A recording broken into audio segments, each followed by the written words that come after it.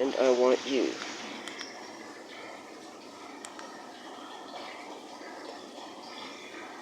Okay.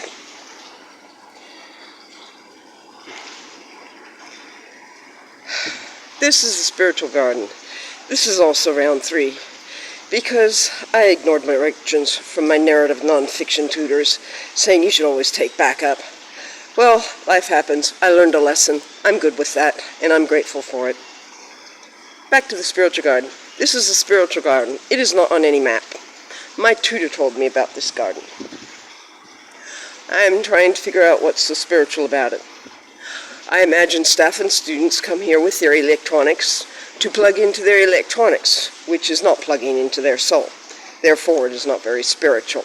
However, I am interviewing this garden, and I want to know what it thinks, how it feels.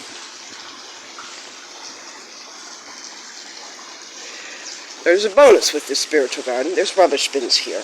Maybe that's why it's spiritual. The non-spiritual gardens don't have rubbish bins, so people deposit their rubbish wherever. But in the spiritual garden, people are taught to be more mindful, and thus, instead of littering, they deposit their rubbish in the bins. That's a theory. Okay, it's a hypothesis.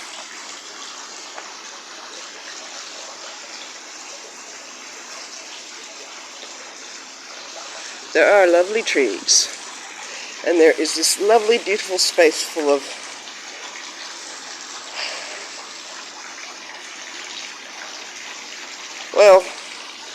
space that could be utilized to grow things in.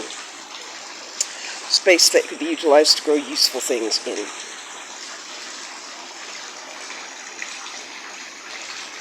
Like veggies, or like something else.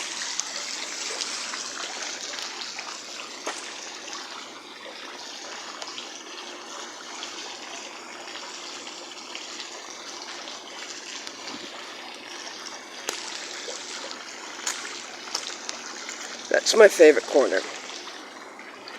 That probably will help. I do have 2 pieces of equipment here. Just in case one goes bust. I love learning lessons in life. It teaches resilience. It teaches adaptability. It teaches adjustability. And it teaches you to persist in your goals until you get it right. This path is beautiful. It is not my path. My path is not a path. I carve my own path, and only I can see my path, no other can. How's that for deep and wisdomy? This is beautiful. This is more spiritual than the other bit, if you ask me. But then spirituality is all up to the individual.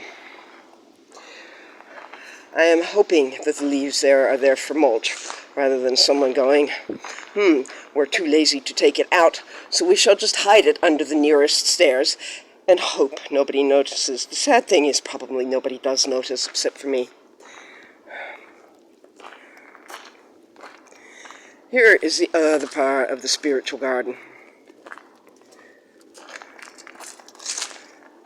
which has lovely leaves you can crinkle.